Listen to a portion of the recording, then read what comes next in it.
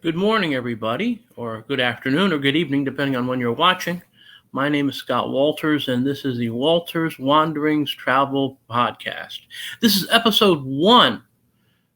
I'm going to be starting off with having a great guest, Mark Murphy. I'll be bringing him into the conversation in just a moment. He right now is in New Orleans, and he'll tell you all about travel. We're going to talk about a whole bunch of things. So I just want to let you know that I'm glad you're watching, and I'm hoping that you get a lot out of my podcast. So hold on one second. We'll tap Mark in. All right. There. Good morning. Let me turn up my volume here. Hold on. Now I'm going to center myself a little bit. There you go. Now all right, I'm a little there more we go. balanced. Yes. So now, Mark Murphy is a noted travel expert. He's been on all the alphabet media and even some things that aren't alphabetical. Yeah.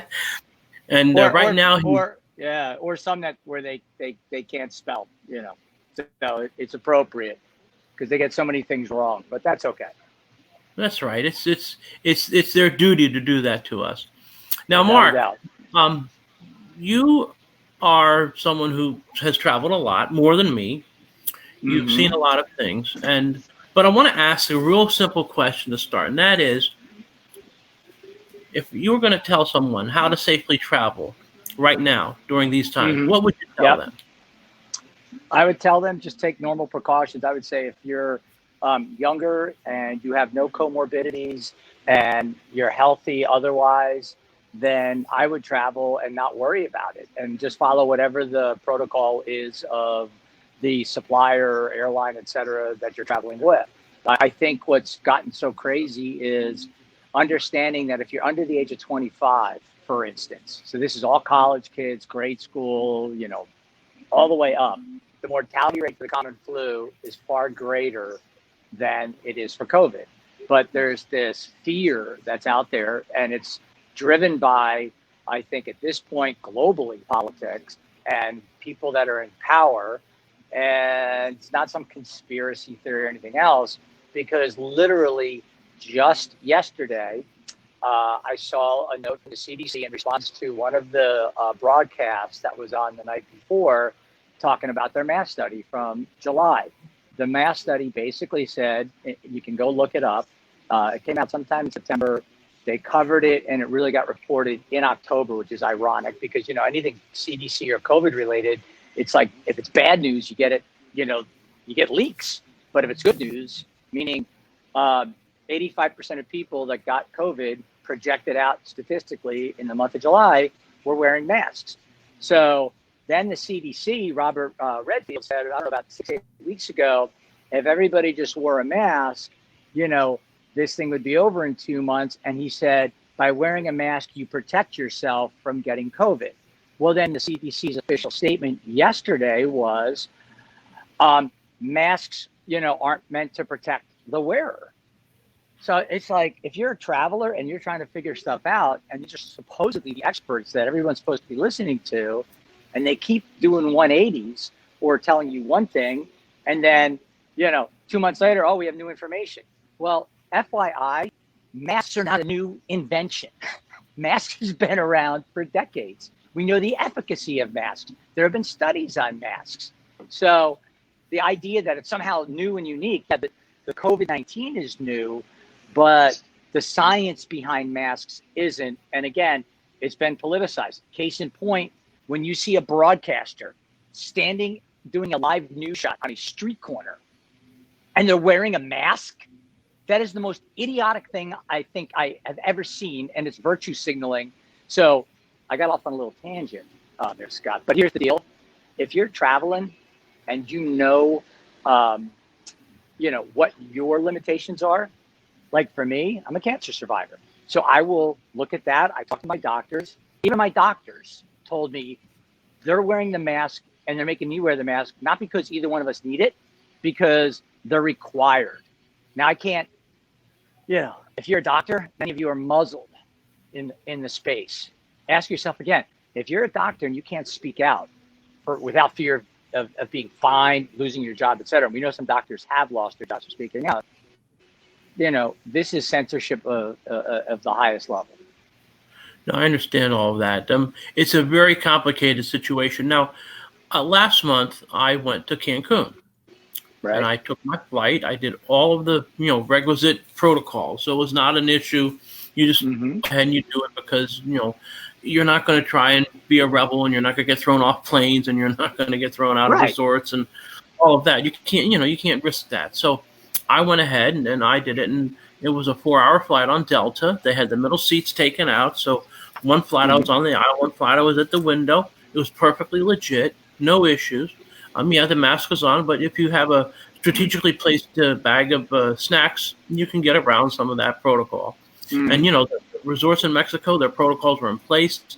All the workers had to go ahead and wear masks all the time. You didn't have to Yep. unless you're inside. And sometimes, like if you're sitting at a table eating, you didn't have to worry about it. So, we find that the protocols, if they're in place, they're great. But the issue that comes back and haunts us is when you can return. I'm in New York, so when you return, you have to quarantine for 2 weeks, Right. even though nothing happened to you, even Yep. though you could get negative tests if you so desired. Perhaps what maybe these local municipalities should do is say, all right, if you're traveling, you come back, you take a test, and then you have to stay away for a day or two. But once the results come back, then you should be cleared for takeoff, especially, given everything. But it's neither here nor there as far as I'm concerned. Because I still and Right. listen, I enjoyed it. I learned a lot on my trip. I'd never been to an all-inclusive resort before. I visited 2. I toured 3 others. It was excellent. It was an excellent time. One was very Mexican in its style. The other was very resort in its style, and that's fine because different clients want different things. So Yep. now I know you went to Cancun before I did, and what Mm-hmm. your experience sort of mirrored mine, I suppose. So what I found was, so let's talk airlines. If you're going to travel in an airport, they've got social distancing, where you sit at a gate. They'll block seats. Okay.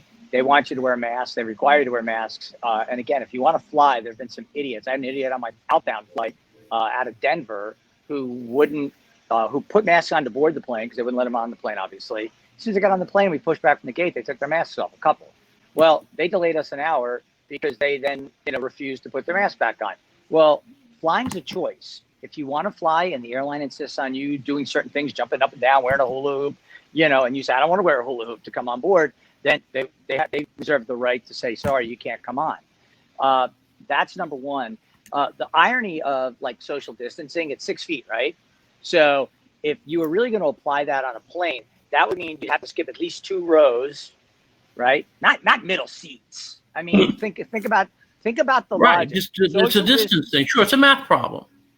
Yeah, I'm It's sorry. geometry. So right now I've got 17 inches, which is the average like seat width in U.S. carriers domestically. 17 inches between me and you. Okay, so I'm going to help the mathematically challenged or the ones who don't know what a ruler is. That's 1 foot and 5 inches. If I was smarter, I could tell you what it is, in metric, but I'm not that smart. So, but I do know that it's nowhere near 6 freaking feet. That's the reality of it. And I hope you appreciate me cleaning this up because if I was speaking and doing my thing, yeah, I would use another word other than freaking because it's very, very frustrating. So that's number one. Number two, when I got down, so yeah, I'm wearing a mask. People don't understand when they're on a plane, the air is pulled down. They have surgical grade HEPA filters, right? And there are literally no reported cases domestically of somebody getting it on a flight and bringing it back, et cetera. So we already know that flying is very safe without social distancing, which is quite interesting, right? We also know from the CDC that wearing a mask isn't going to prevent you from getting it. It's going to prevent you from spreading it if you have it and you're sick, right? So kind of interesting.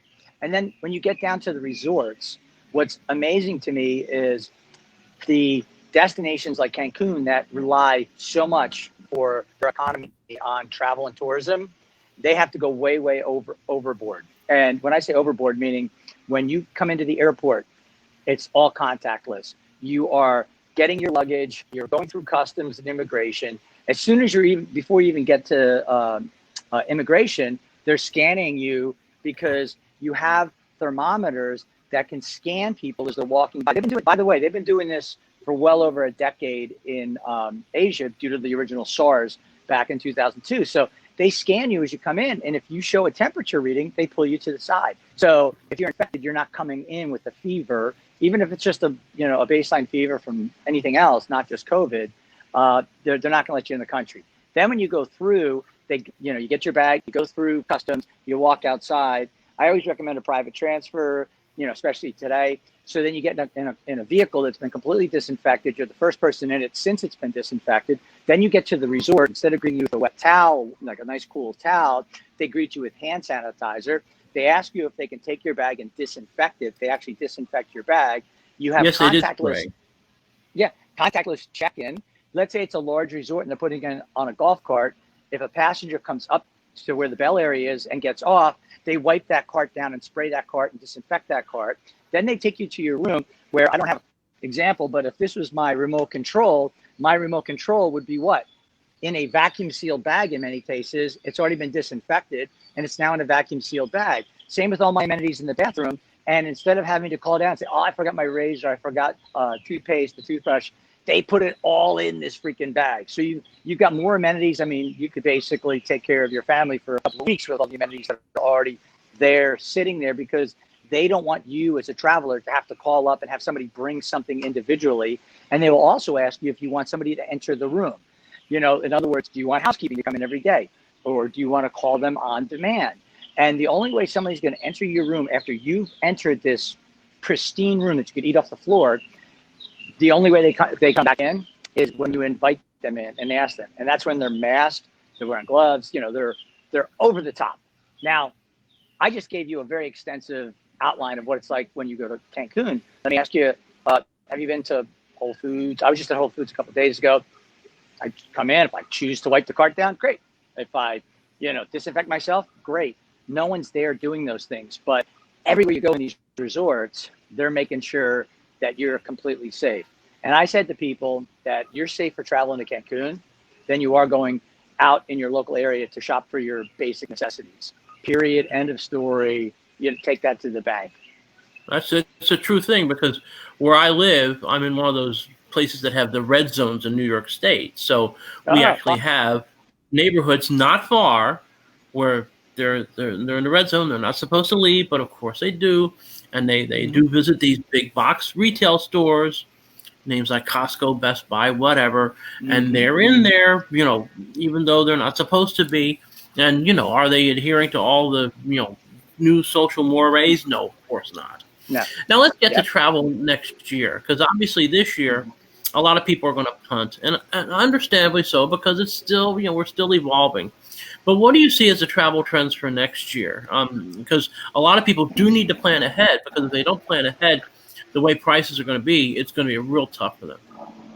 So, a couple things to think about. Before you decide to travel next year, if you go to the CDC sites, you look at where the quote hot zones are, you're just mentioning the red zones. There's plenty that are like the orange zones. That's like pretty much the whole country. So when they say, only necessary travel, well, other than staying in your house, leaving your house is quote a risk, theoretically. If you look at the CDC tables on terms of causes of death and death this year, it looks to me like we're actually averaging, even with an aging population, meaning every year the death rate in the US, the number of people dying should be going up. So it was like 2.7 million, 2.75 million, 2.8 million. It'll just keep going up. Why? Baby boomers, 80 million of them. I'm one of them at the trailing edge, the leading edge. They're going to die. That's one of the facts. So you're going to have an aging population. You're going to have more deaths, per capita, just based on the aging population and demographics. Now, if you add in COVID, the irony is it looks like 2020's death rate is going to be lower than 2019, and we have a pandemic. So you have to ask yourself. Then you have to look at flu deaths, pneumonia deaths, other associated deaths, and say they're down, right? Something has to be down in order for the overall death rate, to be where it's at, despite 200,000 incremental deaths supposedly from COVID. It's mind-boggling, but I would say to you is, if you do not have a comorbidity, if you see the therapeutics that people have, and if you can deal with some of the draconian measures that states like New York, New Jersey have put into place with this quarantining, then, if you can travel, go travel. I think the bigger risk for people is not getting COVID. It's coming back after a 1 week or 2 week vacation and telling your employer, sorry, I can't work for 2 weeks. I can't work for 2 weeks because of this. That's the challenge that you're going to be faced with. Not so much, oh my God, I'm going to get sick and die, because you got a better chance for the vast majority of the population of getting hit by a car today, getting in an accident and dying on your way to work. I mean, we're talking 17, 20, 30 times more likely for that to happen. Yet everyone's worried about COVID and not traveling, but they're going to get in their car and go to Whole Foods. They're going to get in their car and go to the office. They're going to get in their car and go, on a road trip. Far more dangerous, but that's what we're faced with. So right now, destinations are empty. New Orleans is a ghost town. I mean, I was really happy to be at the Acme Oyster House and be able to eat inside. Like, whoa, miracle, because they will allow inside dining in bigger places with the spacing, but many of the places are just closed because they couldn't operate profitably. So instead of just losing money, they just decided to shut down. So I would say, estimating down in New Orleans, 50, 60, 70% of the retail stuff in the French Quarter, including restaurants and bars, not even open. That's starting to evolve and change. That's great. But there are entire hotels that have shut down. Why? There's no convention business, which is a big part of New Orleans. There's no leisure transient business because, again, to your point, people don't want to travel. So those places that are open and that are taking customers, that are hotels and resorts, let's say in Cancun, they are offering the deal of a century to get you to come down. Whereas you would spend several $1,000s to come down for 5 nights, 6 days, you can now stay 2 weeks at a 5-star all-inclusive resort for the same money maybe you could have stayed for 4 or 5 nights in the past. So if you're working remotely, go work from Cancun. That's why they have these Work in Paradise programs that they put out. I think Playa Hotels and Resorts has put one out that's been fairly effective, because as long as you got bandwidth and you're on a computer anyway, and your kids are homeschooling, running from Zoom, why not go? Now, to get to your actual question, I'd say go now if you can. Certainly go before the end of the year. Go right after the first of the year. If you've never been able to get away during Christmas break because of the high cost for like a family of 4, because it goes way up because of just supply and demand. It's almost double from the week before. Yeah, this might be the year you can do that. It'll be higher, but it'll still be much cheaper than a normal year. But let's say you get into 2021. Here's what happens. In my opinion, I went out and said this. I believe that this lockdown stuff and all of this craziness is going to come to an end within, I basically said, when you get into sometime in January, no matter who wins. And people want to push back. I mean, I will say for a fact that if Biden wins, oh my God, it's over. That's my opinion, because I think this has been a story perpetuated by the media to be far worse than it actually is. We have all the data and the science behind it, but people are ignoring the science now. Now it's my feelings. I feel this, I feel that. Or this could be, or it might happen. We have to deal in the absolutes, and science gives us a lot of that. And in the beginning, we had no data, but now we have so much data on this. There's no need for us to have to, basically worry about petty stuff. Case in point, a few days ago, the New York Times Science section had a story that said the pandemic's going to be over far sooner than we expected, no later than like the middle of next year. Well, okay. Have you heard that on the mainstream media news? I'm shocked that the New York Times wrote it. What's going on right now? I think you're finding that people are realizing that the media outlets out there have been sensationalizing things. And now with the idea that maybe Biden's going to win, we don't want this to continue, because there's no reason for entire states like California to pass what they're passing off as protecting citizens. Let us decide how we want to operate.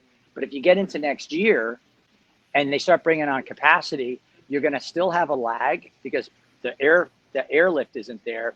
So one of the things that's going to happen is if demand spikes up, they're not going to put the planes back on immediately.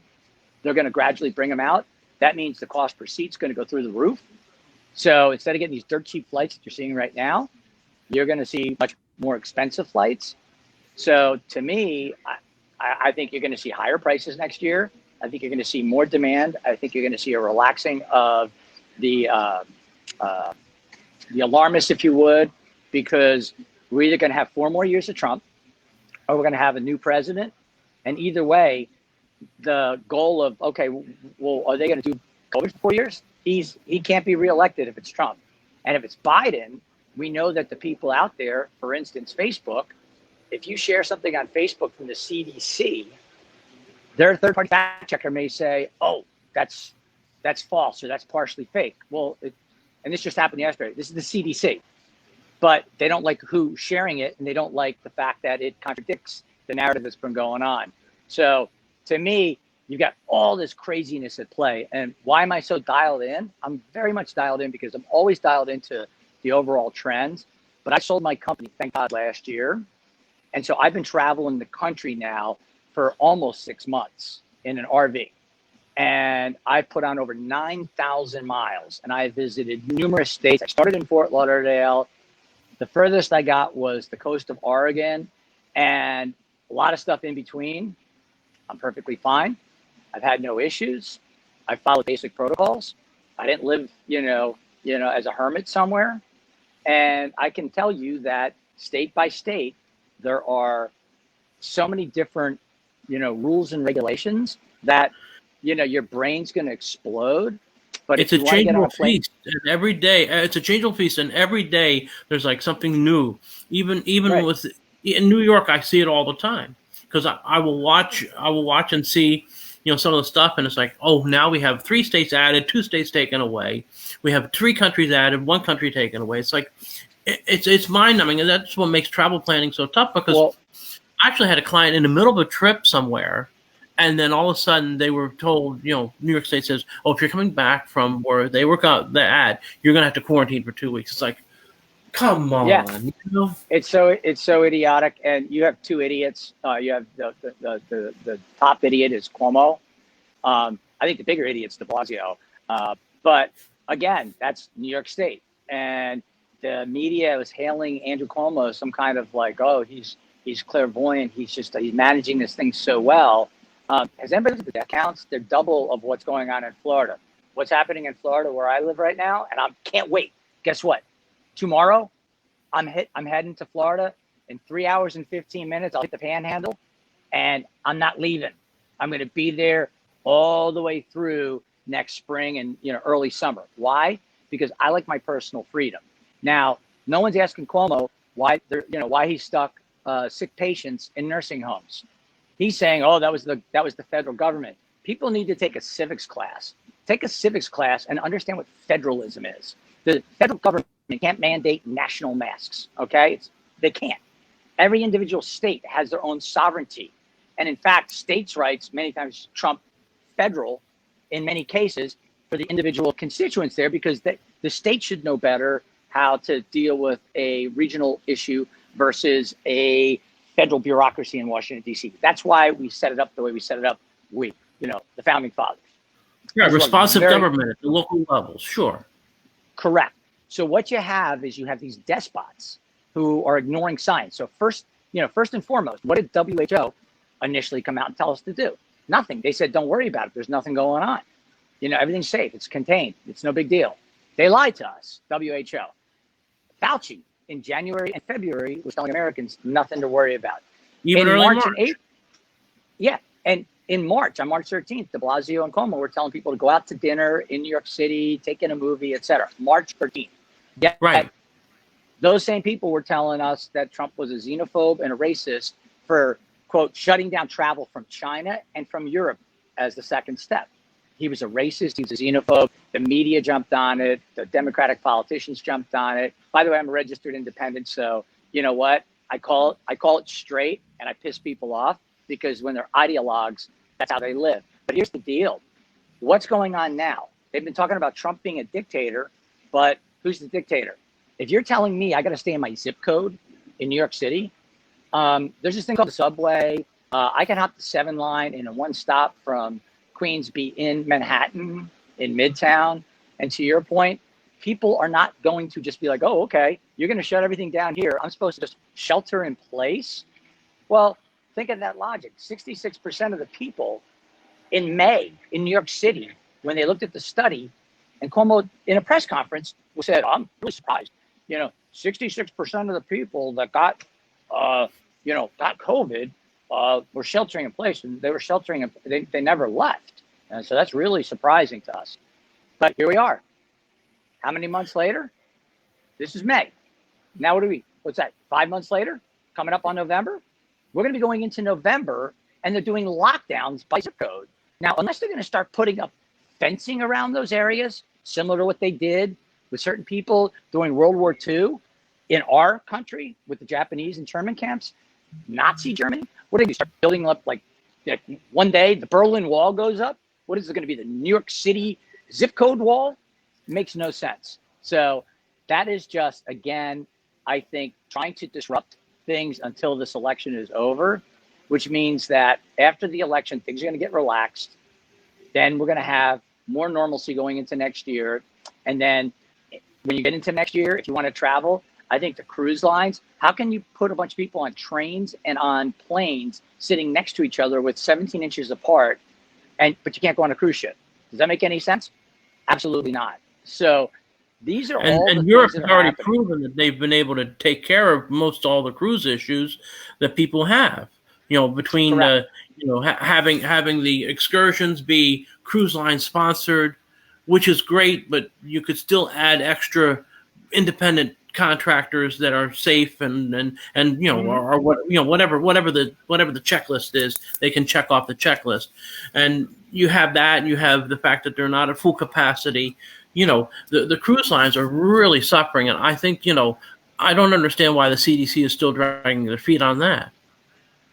Well, because I can tell you again, talk about politics, right? When they did the bailouts, despite these companies being publicly traded stocks from the New York Stock Exchange, for instance, Carnival Cruise Line, et cetera, and not just a line, they've got multiple lines, right? Sure. What they did was as soon as they started talking about a bailout for the cruise lines, what did we hear? They don't pay any taxes because their ships are registered overseas. What people don't understand is because of laws that have been on the books for over 100 years. Passenger Ship Act, Jones Act, those are the ones. Right. So who makes the laws? Congress. Right. Signed by the president in 1920. Yeah. So Congress makes laws that incentivize the cruise lines in order to be able to operate. Like if 70% of all cruise traffic is basically the Caribbean out of Florida and some home ports for the most part, huge amount of business, right? Well, if you had to comply with like the Jones Act and the Passenger Act, and you had to comply with those things in terms of your employment, you could not staff the ships, number one. And if you could staff the ships, you couldn't staff it cost effectively to provide a vacation like they do today. So the trade-off is, millions and millions of Americans love to take vacations on cruise ships. They do it because it's a great value. It's a great vacation. There's all these factors, right? But if you say, okay, well, now you got to comply with this 100-year-old act, then you turn around and you go, okay, well, then in order to do that, I'd have to charge, instead of $4,000 for a family of four, it's now for a 1-week cruise. Now it's going to be $12,000. Okay. So I got to make 18 grand in income to do a 1-week cruise on Royal Caribbean. Royal Caribbean doesn't exist now, and that vacation option is now gone for those Americans. But what they did was they said, we're not going to give them any funds, despite the fact that tons of employees in the U.S., their headquarters are based in Miami, down for Carnival, for NCL, for different brands. They're not going to allow that.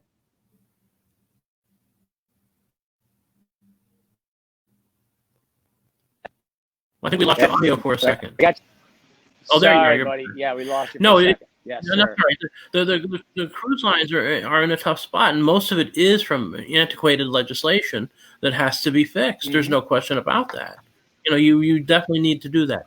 So, obviously, we know that all inclusives are a good value, and we know that once things tend to open up more for different places, that's going to be a good place to send people to. Obviously, when the cruise lines are back, that'll be a good place to send them to. The family theme parks. Totally. I mean, so far there's been nothing going on COVID-wise at Disney or Universal. They've been clean as a whistle, and certainly we would have heard if there was any spike because of that, without question. Let me tell you, they would be begging. Well, yeah, and you're seeing the bashing now of Disney, from these left wingers that want to basically talk about they want to make it seem like everything's okay, but it's not, because cases are up, et cetera. They need to stop talking about cases. I mean, if in 2009 we talked about H1N1 cases, we had 60 million. CDC confirmed 60 million people got H1N1. I think it's the chief of staff. Oh, you had it. Okay. There you go. Did we hear any of this? Did we shut anything down? Do we have cities cordoned off, zip codes cordoned off? No. We have an election year. They absolutely hate the guy that's in office. They've tried everything under the sun to get rid of him, and it hasn't worked. So this is the latest way to, get rid of Trump. They're so overcome by that mission. That's why I think everything's going to go away, no matter whether he wins or loses in November. And the reason I say that is because he's locked in for 4 more years. He's not going anywhere. Right. The incentive is gone to do anything as far as that goes. They did open. Yeah. He's not going anywhere. He's going to be a lame duck president for 4 years, theoretically. So what are you going to do other than trying to impeach him, round 2? And, we found out that the Russian, quote, collusion was actually Clinton and the Democrats and some senior intelligence officials. That's factual. But, you won't hear much of that on the mainstream media. They don't want to report it. So to me, you as a traveler, if you've been trying to pay attention to politics, I've got family members who, are out to lunch, to be frank, and relatives, in my opinion, because if they were actually informed and saw what was going on, they'd be outraged. But because it fits their agenda, they're okay with it. Now, Disney doesn't fit the agenda because now all of a sudden Disney's elitist, Disney's this, Disney's that. Well, the reality is Disney provides an amazing experience for families. I mean, think about the experience a family has. I made it to Disney once as a kid. It was in the back of a station wagon. I have a picture. I think I'm wearing a lavender shirt and brown and green and purple check pants that were like polyester pants that both, by the way, both from the local thrift shop. So that was my upbringing. The rest of the vacations were back of the station wagon, going to visit family in Chicago and staying at the airport Marriott that had an indoor-outdoor pool, which was super cool because you could swim under the glass and up and be outside. That was my vacation experience. Today, you see what they do as an adult. I just bought for the first time because I'm a Florida resident. I bought an annual pass because I retired. I have no skin in the game. I do this stuff with you, Scott, and others, and I do these Facebook Lives because the travel industry is at about 50% unemployment right now. And if you like traveling, if you enjoy the Disney experience, if you enjoy a cruise experience, if you enjoy getting on a plane and going to either a great cultural destination, a great beach destination, etc., if this crap doesn't stop soon, the travel industry will take 5 or 10 years to recover. That is going to be a fact. And to me, anybody in the travel industry who doesn't get this is like cutting their nose off to spite their face. And there's plenty, unfortunately, that really don't understand what's actually going on. They're being manipulated. They're basically destroying their own industry. I had one travel agent say at the beginning of the year when this started, you want people to die. You care more about money than people's lives. And I laughed because I said, hey, schmuck, I'm retired. I have no skin in the game. And the irony is when the market crashed, I had the time, and I majored in finance in college. I ran a media company. I'm not a travel industry person. I'm a media entrepreneur. That's what I do, media.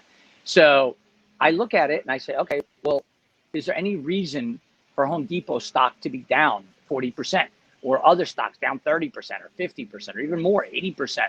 And if there's still good businesses, I was like, back up the truck. And I have made in stocks, and this COVID crisis has created this artificial, mentality of like, oh my God, the world's going to end. And I didn't think the world was going to end because I've been through this Zika, Ebola, SARS, you name it, running a media company focused on travel with travel suppliers that had to pull their advertising at different times. And I thought, wow, every single time I've seen that, it has evolved in 30 to 60 days, and then they've moved on to the next news cycle. When George Floyd was killed, they moved on to the next news cycle. And then what happened? They came back to it because it's an election year. I think they would touch on it a little bit going forward. But, I think if it wasn't an election year, we wouldn't be seeing all this. So So to me, it's an opportunity for travelers to take their lives back, for the travel industry to get back on track. You can't have cities that rely on sales tax revenues, room revenues. Think of all the things that generate income taxes, property taxes, all this stuff. If you put 20% of people in New Orleans out of work, which is basically the number right now, people that used to work are no longer working, so they're not collecting income tax from those individuals. What else is happening? Those individuals that now are not paying income taxes, it's a double whammy because they're getting money from the government. So the government is giving them money as opposed to getting money, trillions of dollars, trillions. We'll never be able to pay this money back, and there are just long-term implications. So the best stimulus that we could ever give anybody globally is the ability to go back to work. But now Paris has a 9 p.m. curfew. Who's going to go to Paris? Even if you're able to go to Paris and you've got all the money in the world and you can travel in the best possible ways, why in God's name would you go to a destination, Paris, where you can't be on the street after 9 o'clock? I mean, most people in Paris don't go out to dinner till 10 o'clock. So That's true. You can't visit family and friends, after 9 o'clock. This is after the WHO earlier this week said what? Lockdowns don't work. Right. Yeah, lockdowns don't work. They just came out and said it. Now, that's reverse of what they said 6 months ago, but the damage is done. So now if they're saying it, please. I mean, I don't place a lot of faith in the WHO, but I will say that I do believe that lockdowns have been entirely destructive and have had no measurable benefit. And let's go back to what they said, slow the spread, flatten the curve.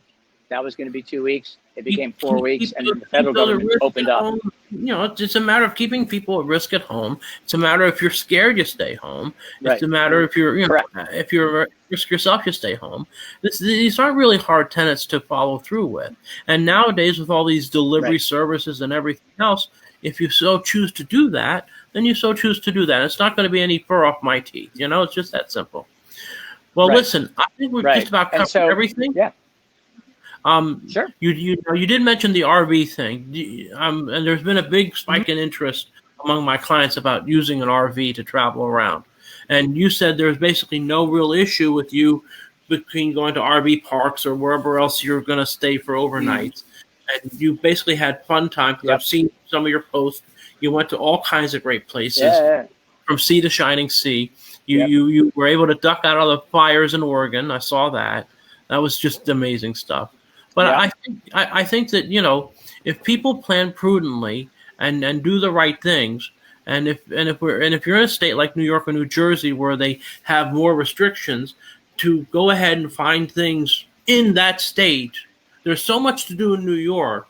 You can still take the Maid of the Mist because it's operating and it comes from the New York side, so you can still see that. You can still go to the Thousand Islands. You can still go to Lake Placid. You can still go out to Montauk. So there's still plenty to do in New York State, even with the other regulations that go on.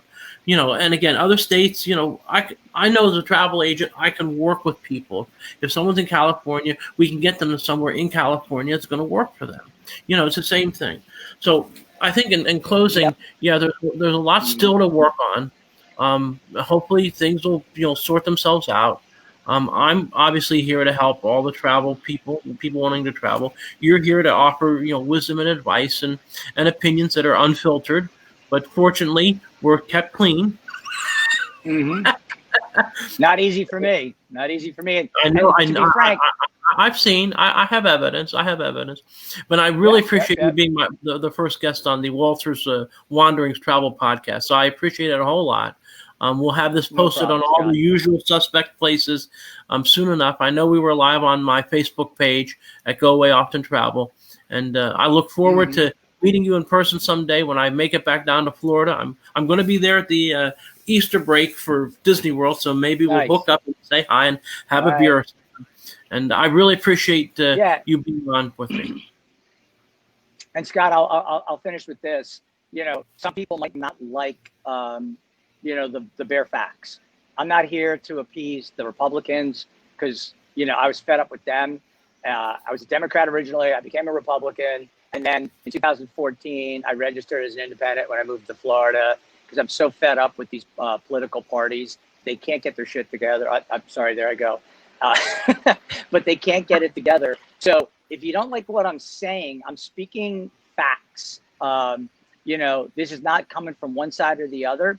This is coming from, if you want the travel business to recover, if you want to be able to travel and experience new things, if you want to open the world to your children's eyes, etc., then this stuff has to end. And everything that we have seen indicates by fact that it is not as deadly as it seems, that these draconian measures have done more harm than good. I got slammed back, in March, April, May for saying this thing should be over in 60 days. It should not be a news cycle, that, this is overkill, this is crazy, et cetera. And then people were like, you're killing people. But I was actually saying exactly what Fauci was saying at late February. Don't worry about this. Americans have nothing to worry about. And then in March and April, early April, don't wear masks. So, again, if people go back, there's this thing called video, and there's this thing called the written word, and there's this thing called the internet. And a little tip, when you see somebody change something on their website or whatever to accommodate their changing narrative because of pushback, perhaps they don't want to hide what they were really doing, there's a thing called the Wayback Machine. Just Google the Wayback Machine. You can put in a date and a website, and it'll show you exactly what was on that website on that day and time, because they cache the pages. So even if you update your website, that is always going to be out there. And then you can see who's been lying to you, bald-faced lies, and you can see them straight. And you don't have to have somebody like me tell you they're full of shit. You can basically find it out for yourself. And that's two for you, Scott. Till next time. Thank you so much, Mark. I appreciate it. And next week, I'm going to have Scott Baker on. He's a comedian, and he's going to talk about the funny things that happen with travel. So I hope you'll join me for that. Have a great day. Thank you. Thanks, Scott. All right, we're off the air. Beautiful. All right, cool, buddy.